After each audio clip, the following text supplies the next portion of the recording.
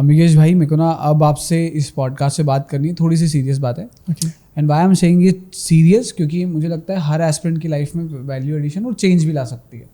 कई सारी अकेडमीज है भर को पे, और जहाँ पे ना टॉपर्स के फोटो लगे हुए हैं। एक टॉपर के कई सारी जगह फोटोज है। एस्पिरेंट्स होते हैं बहुत ज़्यादा कंफ्यूज। लिटरली पॉडकास्ट के बाद भी मेरे पास कई सारे बच्चों के या एस्पिरेंट्स के मैसेजेस आए हैं कि भैया कौन सी अकेडमी ज्वाइन करनी है, किस टॉपर ने क्या बोला, कहाँ से पढ़ूँ, या किस टॉपर ने क्या बोला, ऑनलाइन कहाँ से पढ़ूँ। तो ये ना एक बहुत बड़ा डाउट है हर एस्पिरेंट के मन में। तो आपने कहाँ से एकेडमी की है, थोड़ा सा आपका एकेडमिक बैकग्राउंड हमारी ऑडियंस को बताइए। साथ ही एकेडमी चूज़ किस बिहाफ पे की जाती है, उसके क्या पैरामीटर्स होना चाहिए।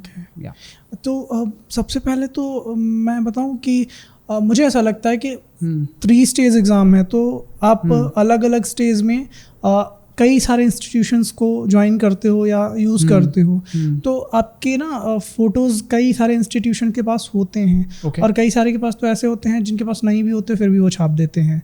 तो अब सबसे ख़तरनाक सीन ये होता है कि क्लेम कहाँ करना चाहिए, कहाँ नहीं करना चाहिए। जैसे अगर आपका स्टूडेंट कोई आपके यहाँ जुड़ा हुआ है, उसने आपके यहाँ से कोर्स परचेज़ किया है, तो जेन्युइनली क्लेम बनता है, अदरवाइज़ नहीं बनता है। तो फिर भी बच्चे क्या है, फ़ोटो देख के चले जाते हैं। तो जैसा मेरा था कि मैंने स्टडीज़ के लिए या क्लासरूम प्रोग्राम में मैं कहीं का स्टूडेंट नहीं हूँ। इंदौर से है ही नहीं मेरा कनेक्शन जो भी था वो सब दिल्ली से था। उसके बाद मैं सेल्फ मोड पे हूँ जो भी है, ठीक है। उसके बाद यहाँ पे मैंने मेंस की टेस्ट सीरीज़ एक जगह लिखी, और मैंने मॉक इंटरव्यू के लिए 3-4 जगह अप्रोच किया। जैसे कि अगर आप बोलो तो मैं बोल सकता हूँ नाम। मैंने जैसे मॉक इंटरव्यू के लिए CMICS में एक मॉक इंटरव्यू चेतन सर को दिया था।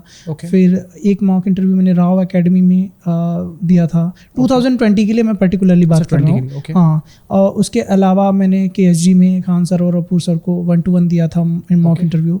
और एक माधव सेवा न्यास ट्रस्ट करके एक NGO है, उनका संकल्प नाम से एक इनिशिएटिव है। वो लोग IAS के लिए और स्टेट PCS के लिए इंटरव्यू कराते हैं, उनका भी बढ़िया प्रोग्राम है। तो मैंने वहाँ पे मॉक इंटरव्यू दिया था, और एक तो उत्कर्ष में दिया था, उसका तो वीडियो ही है। तो ये वो इंस्टीट्यूट्स हैं जहाँ से एक्चुअली मैं जुड़ा हूँ, और मोस्ट ऑफ द थिंग मेरा यही है कि यहीं से मेरा 2020 के लिए अफिलिएशन था।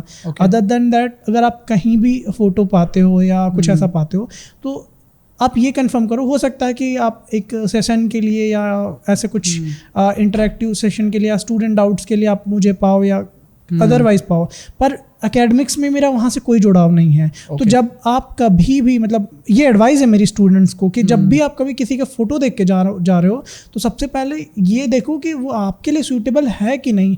और सिर्फ फोटो देख के मत जाओ, क्योंकि कई बार तो ऐसी जगहों पे भी आपको फोटो मिलेगी जहाँ हमें पता भी नहीं कि आपकी फोटो है। तो आप सिर्फ फोटो बेसिस पे चले जाओगे और पता चला आपके पैसे डूब गए। और पैसे तो ठीक है यार, चलो आ जाएंगे। सबसे बड़ी बात ये होती है ना कि आपका टाइम चला जाएगा, और वो टाइम में से वो आपको कितने भी पैसे दे दो कभी रिटर्न नहीं होने वाला। और ये वो एज होती है ना, आप जिंदगी के सबसे प्रोडक्टिव एज में होते हो इस टाइम पे, जब आप सिविल सर्विसेज की प्रिपरेशन करने आते हो।